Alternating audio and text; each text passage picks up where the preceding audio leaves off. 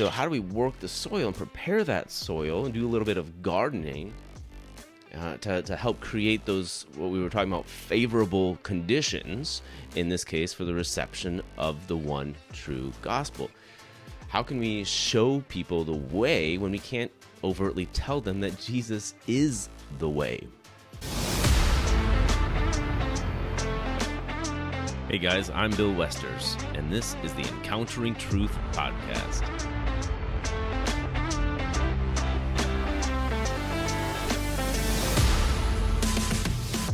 Welcome to the Encountering Truth podcast, where we examine the evidence for Christianity, engage culture with kindness and conviction, and encounter Jesus as the way, the truth, and the life.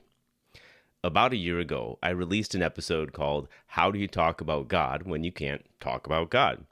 And that episode was based on a presentation that I gave at the Cross-Examined Instructors Academy, hosted by Frank Turek and others. And the goal was to equip Christians with some ways to talk around God when they can't talk openly about Him, or how to lead people towards Christ when we can't lead people to Christ.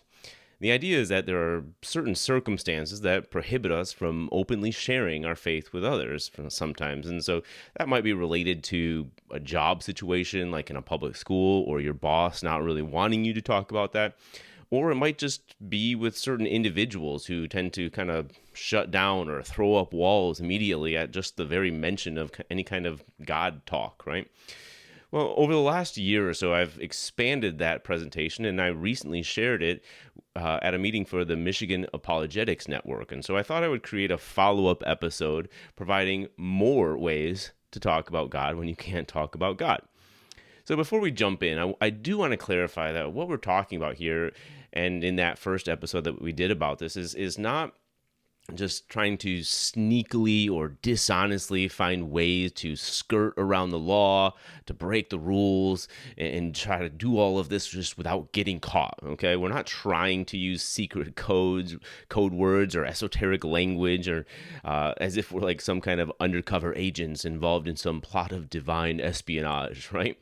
No, on the contrary, our goal is to play by the rules, to be completely legal in what we're doing, and to do otherwise would actually put us in kind of a questionable ground with relation to how we're living out our godly lives and honoring our Creator. So we're not trying to break rules here. We're trying to play by the rules. And so despite the provocative title of this episode and the other one, we're not actually talking about God at all. In fact, we're not even really trying to actively push or promote our religion or our beliefs.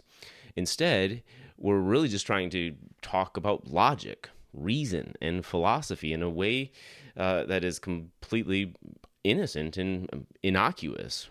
Okay, and so the idea is that if someone ever does talk to the people that we're engaging, okay, if we're talking to people about these things, and then later on someone does have a chance to talk to them about God, that the idea is that they will be more likely to hear and receive what they're saying because of what we have talked to them about, because we've laid that philosophical groundwork, so to speak, that is compatible with Christianity. In other words, we're trying to establish the preconditions for a Christian worldview. J. Gresham Machen said that, quote, God usually exerts that power in connection with certain prior conditions of the human mind, and it should be ours to create, so far as we can with the help of God, those favorable conditions for the reception of the gospel. False ideas are the greatest obstacles to the reception of the gospel, end quote. And J.P. Moreland, in his book Love Your God with All Your Mind, talks about the importance of a plausibility structure. He says a person's plausibility structure is the set of ideas the person either is or is not willing to entertain as possibly true. And he goes on to say, if a culture reaches the point where Christian claims are not even part of its plausibility structure, fewer and fewer people will be able to entertain the possibility that they might be true. And he says that this is why apologetics is so crucial to evangelism. It seeks to create a plausibility structure in a person's mind, favorable conditions, as Machen puts it, so the gospel can be entertained by a person. To plant a seed in someone's mind in pre-evangelism is to present a person with an idea that will work on his or her plausibility structure to create a space in which Christianity can be entertained seriously. End quote. So when we're talking about pre-evangelism in this sense, we're not talking so much about what people need to know to become a Christian, but more so about what, if they do know these things, then it will make it easier for them to accept the gospel message when they hear it. And so we're working on their plausibility structure prior to presenting the gospel so that when they do hear it, it can at least be entertained as possibly true rather than immediately dismissed. So we're trying to identify what would be helpful for people to know and understand before taking that first step. So if we think about it as the narrow road that leads to life, we could ask ourselves what would pave the way, remove obstacles, and fill in the potholes of confusion for them to accept the gospel when they hear it. And so as a teacher, I like to give my students memory aids to help them remember information when they take a test. It's usually not perfect, but it gives them, a helpful framework to remember some of the basics. And so that's what I want to do for you in this episode. And so we're going to use John 14:6 as our memory aid. It says, Jesus answered, I am the way and the truth and the life. No one comes to the Father except through me. So if Jesus is the way, the truth, and the life, then maybe we can use those very ideas to talk around Jesus when we can't talk about him. So in light of that, there are three main questions that we can ask. Well, number one, what are some common obstacles in the way of the gospel that we can try to remove? Number two, what do these people need to know about truth that would make it easier for them to accept the gospel? And number three, how can we answer the deep questions of life and meaning? So in the first episode that we did about this about a year or so ago, we focused mostly on that truth aspect. And we discussed the idea of objective truth and how truth is knowable even without absolute certainty. We talked about reasoning from effect back to a logical cause and how not all truth comes from science. So now we're going to continue in this episode. We're going to talk about the way. Okay, we're going to talk around Jesus by focusing on him as the way. So how can we set people up to know the way? How can we pave the way that leads to life? Okay, so let's start with this. You've probably seen that coexist bumper sticker that is made up of each of the letters is some sort of symbol representing a certain religion. Well, have you ever thought about what the problem with that bumper sticker, that image represents? There's a lot, right? There's a lot of problems with it. Okay? For one, it assumes way too much and overlooks some of the key beliefs and duties of some of the religions. First, for example, many devout Muslims believe it is their jihad, their duty to annihilate both Jews and Christians, the people of the book, the infidel. And even those that don't necessarily go that far with it are at least interested in converting them and Islamizing the rest of the world. And then, of course, Christians who are devoted to obeying the words of Christ, particularly in the Great Commission, would consider it basically a dereliction of duty to merely coexist without seeking to convert through missions and evangelism, and hence the topic of this podcast episode, right? So at the very heart of Christianity is the desire to see other gods and religions not coexist, but cease to exist out of a love for the adherents and a desire to see them commit their lives to Christ as the one true God and King. In fact, if Christianity is true and heaven and hell are real, then it would be unloving to do otherwise. So, in essence, this bumper sticker is communicating to the devotees of these religions that it's okay to believe so long as you do not, that it doesn't affect your public life, right? It's okay for you to personally adhere to that religion so long as you are not obedient to all of its demands and actually live it out. In fact, they're trying to mandate how religious people should live out their faith, and which duties are appropriate and inappropriate. And so you can hold these beliefs, but you can't act in accordance with those beliefs. And isn't this the very definition of hypocrisy? Yet, this is the same ideology that encourages people to, quote unquote, be their authentic selves and demonizes the very hypocrisy that it demands. But perhaps even more problematic with this bumper sticker is the underlying assumption of this symbolic word. See, many people think that all religions are equally valuable or even equally true. However, this violates what's called the law of non-contradiction, which says that contradictory claims cannot both be true at the same time and in the same sense. The verse that we're using for our memory verse, John 14:6, says that he is the way, the truth, and the life, and that no one comes to the Father except through him. So that one verse contradicts and excludes all other religions.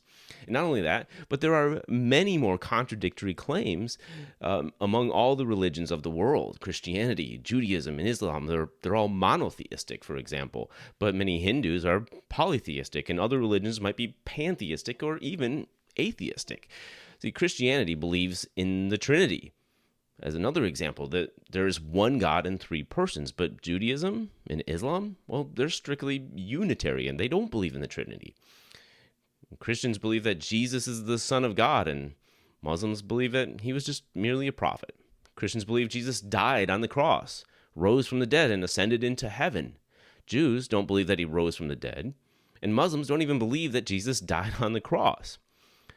So another example is that Christianity believes that we're saved by grace, but all other religions teach some sort of salvation by good works, if they teach salvation at all.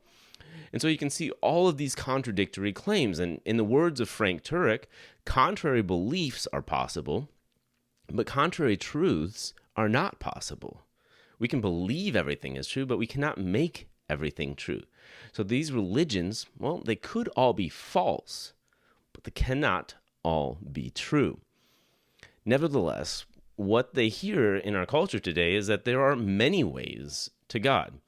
In fact, there's an old video of Oprah Winfrey discussing this on her talk show, and she says things like, one of the mistakes that humans make is believing that there is only one way to live.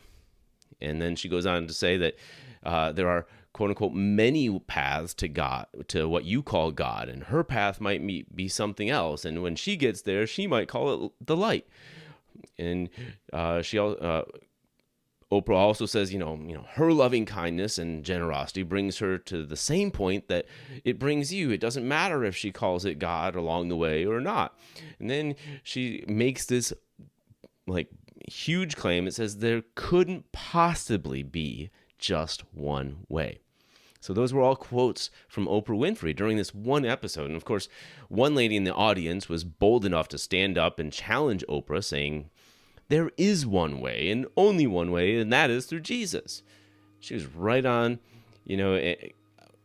on the money on that statement. Of course, the conversation kind of takes a bit of a turn from there, and the audience member doesn't do the best job of defending Christianity beyond that. But this belief in universalism that Oprah is promoting is actually an obstacle to the way. Right? It's an obstacle in the way, preventing many people from becoming a Christian. After all, who would feel the need to convert to Christianity if they believe that all religions, and theirs in particular, are equally true and lead to the same place? Okay, why would they leave what they have, their own personal beliefs, and be able to live however they believe they should, want to live, if what they're doing is going to lead to the same place anyway? So it's an obstacle in the way of the gospel. So how do we then work the soil of their hearts? If we talk about the parable of the sower and how the seed fell on different types along the path, among the thorns, and on good soil. So where it takes root. So how do we work the soil and prepare that soil and do a little bit of gardening to help create those, what we were talking about, favorable conditions, in this case, for the reception of the one true gospel. How can we show people the way when we can't overtly tell them that Jesus is the way? Well, let's walk through another example similar to what we did in the previous episode of what this might look like. Okay? So here we go. Have you ever played the game Guess Who? It's where you take turns asking questions, like yes or no questions about the appearance of your opponent's character to narrow it down and guess who it is from the game board, right? Well, we're not going to play that game, but imagine playing like the reverse of that game, where I give you the who, and you have to describe that person. So imagine that we're in a room full of people, and I ask for 3 volunteers to describe my wife. But the only catch is that none of them have ever met my wife or have any idea what she looks like. Well, nevertheless, I ask them to tell me her height, her weight, her hair color, her eye color, and so on. And one person describes her as, she's 5'2", weighs 110 pounds, has blonde hair and blue eyes. And then the next person goes on to describe her as, she's 5'5" and weighs 150 pounds, has dark hair and brown eyes. And then the third person, laughing at the impossibility of this task, jokes that, she's 4'6" and weighs 100 pounds, soaking wet, and has brown hair and green eyes. Well, this is an activity I got from J.P. Moreland, and first, they couldn't all be right. Right? My wife could not simultaneously satisfy all 3 descriptions. Second, sincerity is not enough. For example, one of them could sincerely believe that he was correct, and in fact persuade a million people that he was correct. But if my wife did not satisfy his description, then he and all his followers would simply be wrong. Well, my wife, to give you the answer to this, is about 5'5", has dirty blonde hair, blue eyes, and even if they were right about her weight, well, of course, I'm not allowed to say yes or no, right? Because I can't talk about that. So let me ask another question. So moving on, so let's talk about sports, okay? If I told you that the score, if I gave you the score of 94 to 102, who wins that matchup? Well, you'd probably say the score of 102 is the winner, right? And, if it were a basketball game, you'd be right. But what if you had a little bit more context, a little bit more information? And what if this was a game of golf? What if it was a golf match? And then the one with the score of 94 would be the winner, right? So what would you need to know in this case? You would have to know the purpose, the goals, the rules of the game. Because when you know the rules of the game, and that the goal in this case is to have the lowest score in golf, then you would know that the guy with 94 wins, right? But who determines those rules? Do the players determine the rules? No. It's above the players. They don't just show up and make the rules that day, right? It comes from above the players. It comes from the creator of the game itself. And so let's take that a step farther. What if the golfer with the score of 102 says, no, I win? Then he wins too, right? No, of course not. Not at the same time and in the same sense. He might win at an arm wrestling competition, or maybe like a beard growing contest, or he might have won the last time that they played, or maybe he'll win the next time that they play.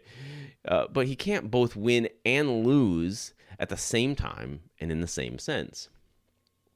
So no matter how sincerely he believes that the goal of golf is to get the highest score, and no matter how hard he worked at that belief or how good he thought he played and lived out that belief, he simply cannot change the rules, purpose, and goals of golf because, he is not the creator of the game. So he does not have the authority to do so. And even if he could, it would no longer be the game of golf. It would be an entirely different game altogether. And so he would still not have won the game as it was originally intended. So we are not the ones who get to decide the way a sport is supposed to be played or the end goal of the game. And what about this? What about how we reach a particular destination? Is that something that we get to decide on our own? So since you might be using these strategies to talk around God to your coworkers, well, let's use your workplace as an example, okay? So does everybody take the same route to get to work, to get there, to your workplace? No. So does that mean that we actually are able to decide on our own how to get to a particular destination? Well, some of us don't get to decide because we just let our GPS do that for us, right? We plug it in into our GPS and we just listen to the voice from on high that guides us everywhere, right? But do we actually have some choice? Do we get to choose what road to take? Well, it might seem like that is the case, but when I lived in Louisiana, I would take Highway I-10, Interstate 10, to get to work. Now, I-10 runs pretty much from coast to coast and is one of the longest highways in the United States. But now that I live in Michigan and work in Michigan, I cannot take I-10 to get to work because it's in the southern part of this United States. So no matter how long you drive on I-10, it will never get you to work in Michigan, Montana, or Maine. So with that in mind, there are obviously some paths that are just not correct. And so then what makes a path the correct path? Whether it takes you to the correct location. The objective destination is what determines whether or not you are on the correct path. So if you plug your workplace into your GPS and to listen to the voice to guide you, what if it brought you to a place that had a similar name? What if you work for Amway, but your GPS brings you to Amtrak? What if your workplace is on Main Street in Salt Lake City, but your GPS brings you to Main Street in Kansas City? Well, there might be many places that seem like the right destination. It might have a similar name or the road might be called the same thing, but it doesn't matter how similar something appears to be.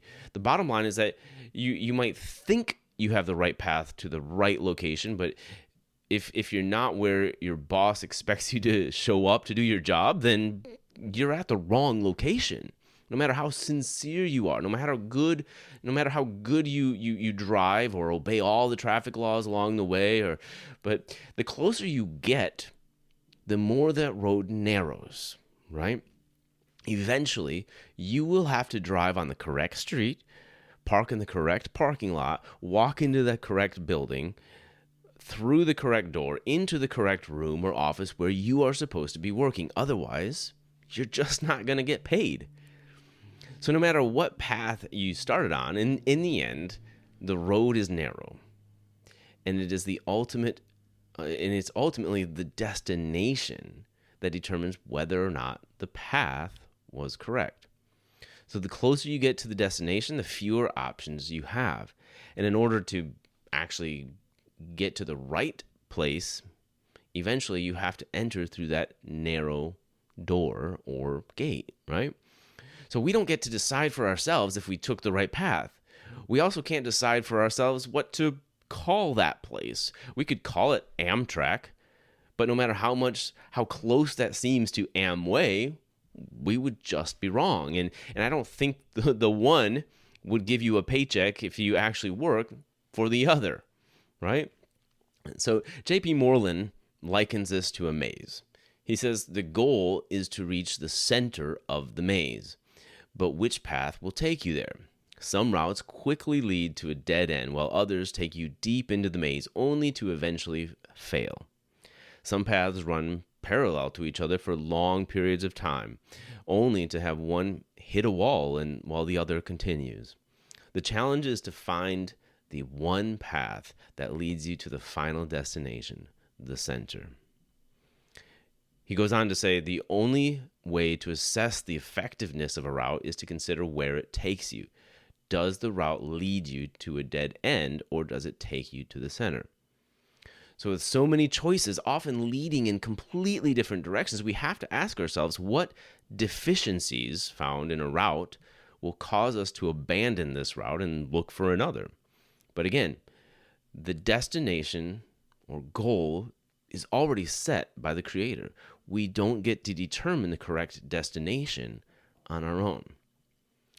So to use another sports analogy, it's like the direction you go in a football game.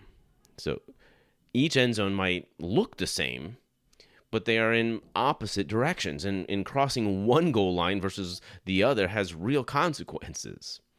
If you want to score points for your team, there's only one destination that will do that for you. You can have the greatest pass or the longest run, but if it's not in the right direction, if it doesn't end up in the correct end zone, it will not have the result that you're hoping for. So what makes a touchdown then better than a pick six, an interception for a touchdown, right? What makes a touchdown better? Well, the purpose, goals, and rules of the game determine what's good and what's bad. And the purpose comes from outside of the game. The teams don't get to make up the rules when they show up. In order to call a touchdown good and an interception bad, there has to be an ultimate purpose and goal of the game.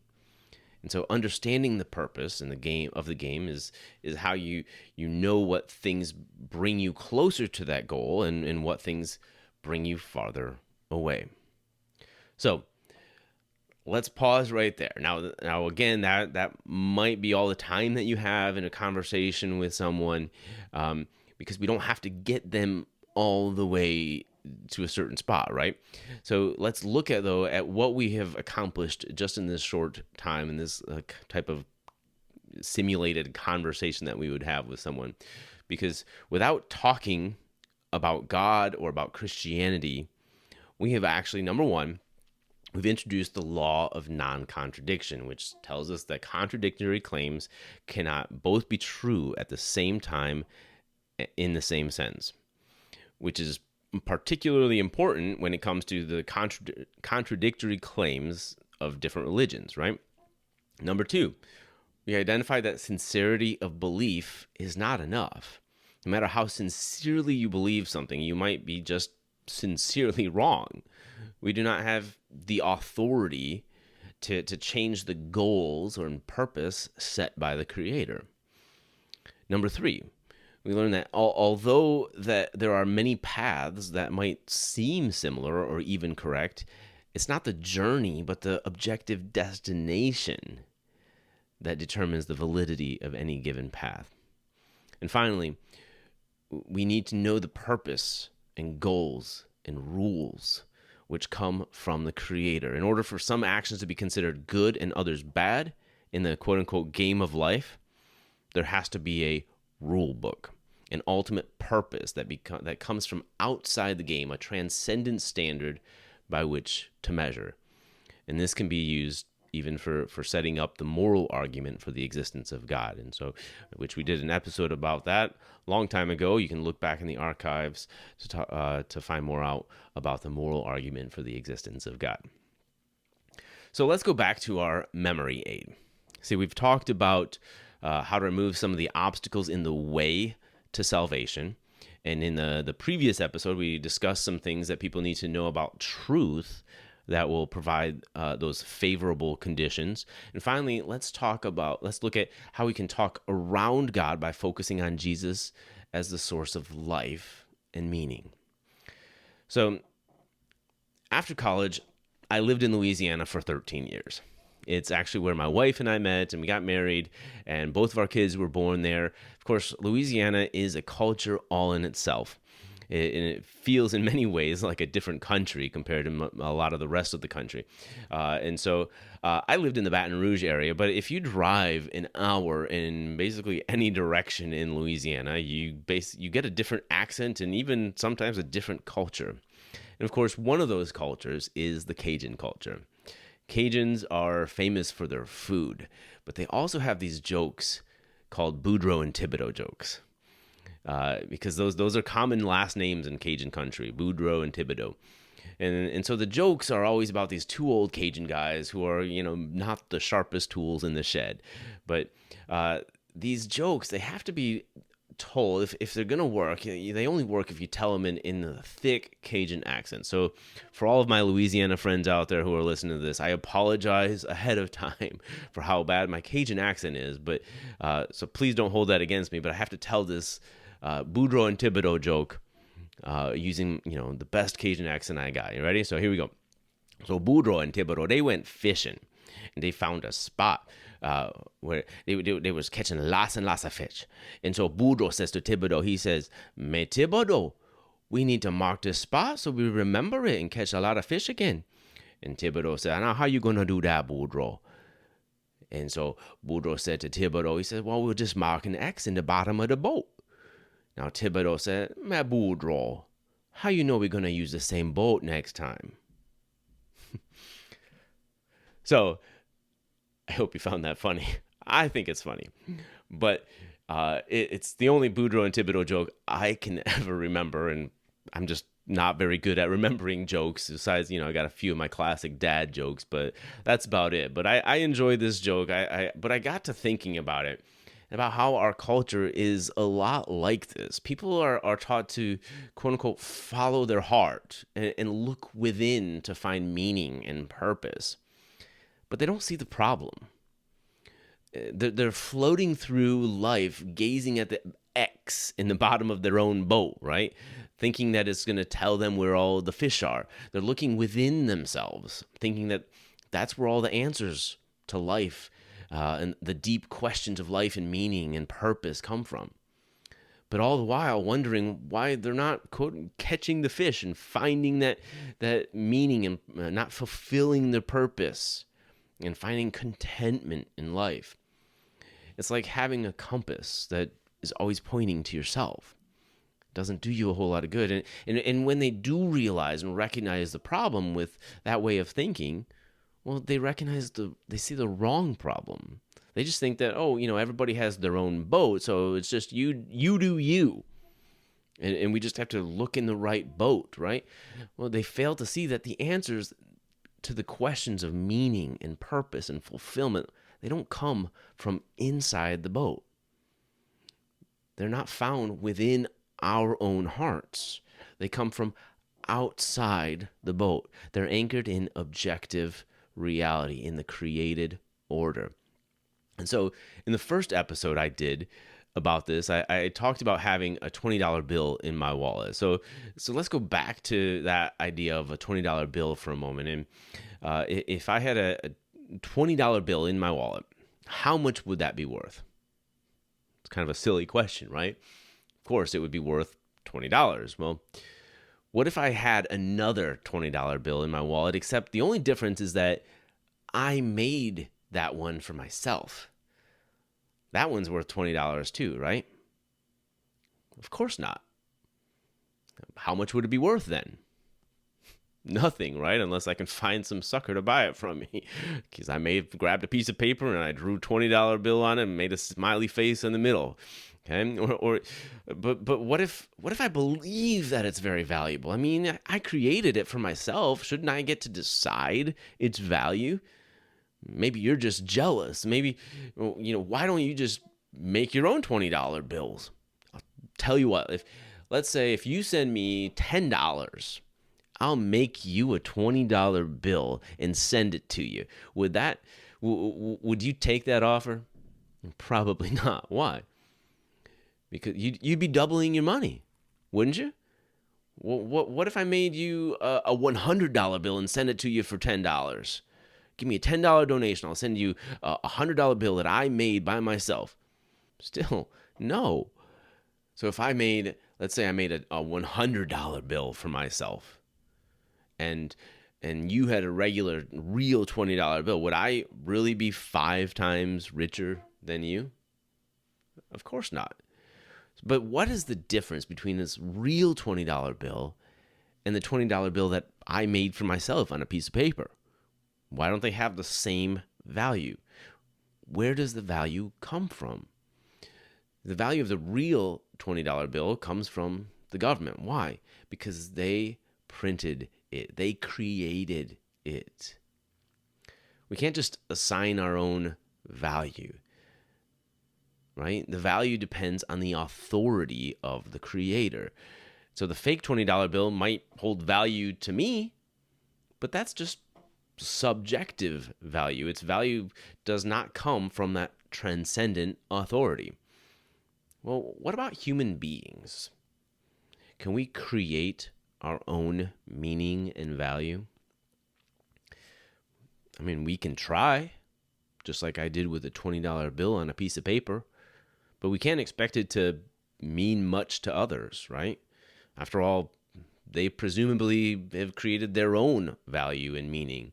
So where does our dignity and value come from then?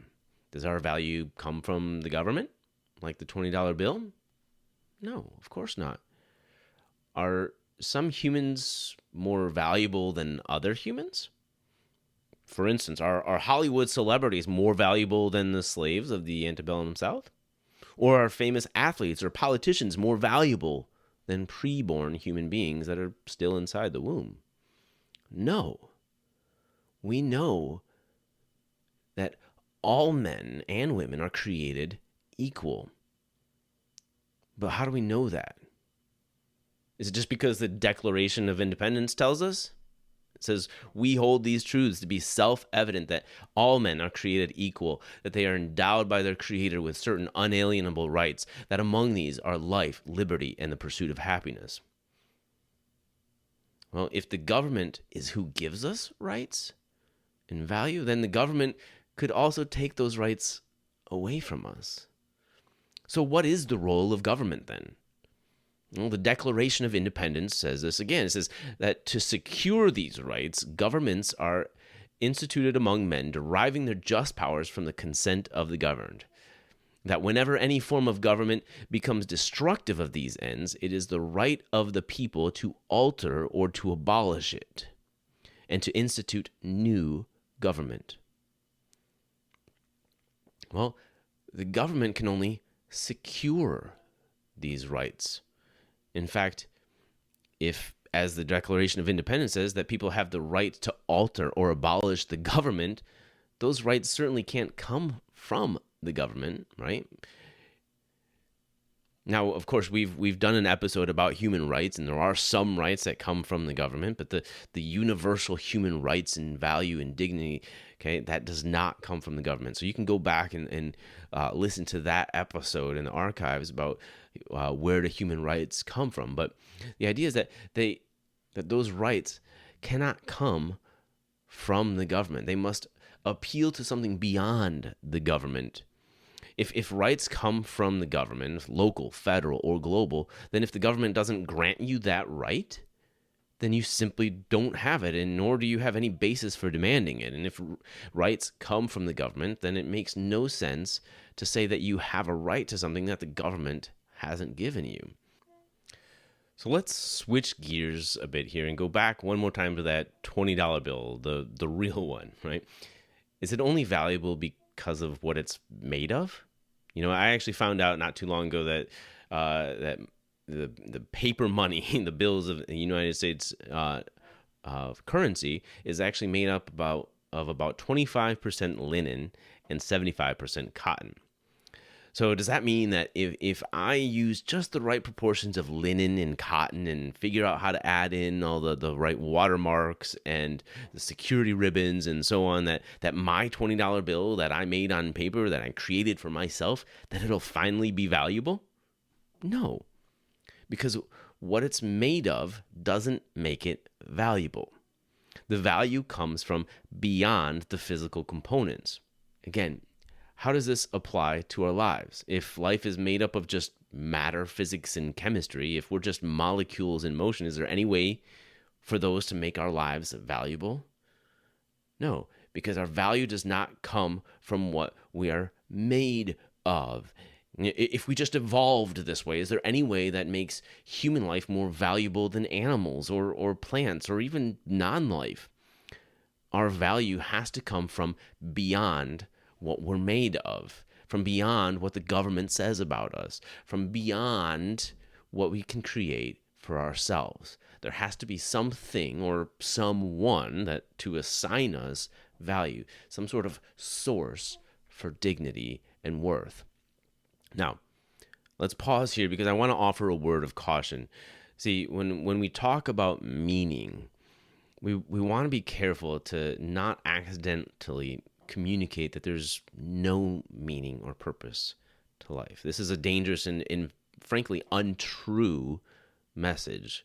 Rather, we have to help them understand that their worldview offers them no lasting source for real and true meaning. And this is what Francis Schaeffer calls taking the roof off.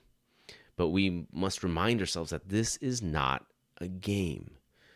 Schaeffer says that, quote, the Christian lovingly must remove the shelter and allow the truth of the external world and of what man is to beat upon him. When the roof is off, each man must stand naked and wounded before the truth of what is, end quote. So the reality is that they actually have more value and meaning than they can create for themselves. Schaeffer goes on to say, quote, as I push the man off his false balance, he must be able to feel that I care for him. Otherwise, I will only end up destroying him, and the cruelty and ugliness of it all will destroy me as well. Pushing him towards the logic of his presuppositions is going to cause him pain.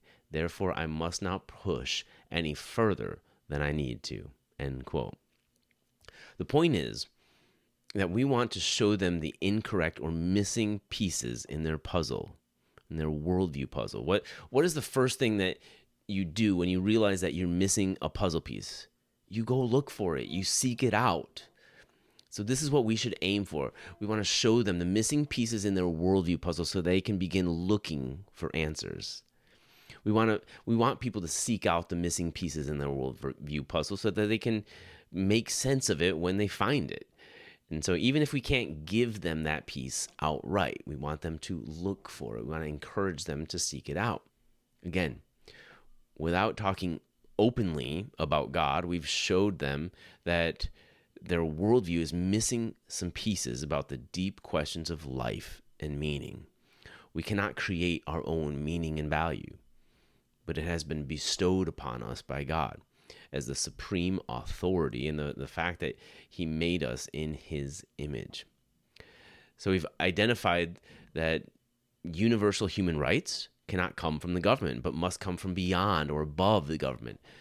Just to be able to claim rights that the government hasn't already given us. Now, you might say that we mentioned the Creator in the Declaration of Independence, but since when can you not talk openly with people about the Declaration of Independence, even in schools or other situations, right?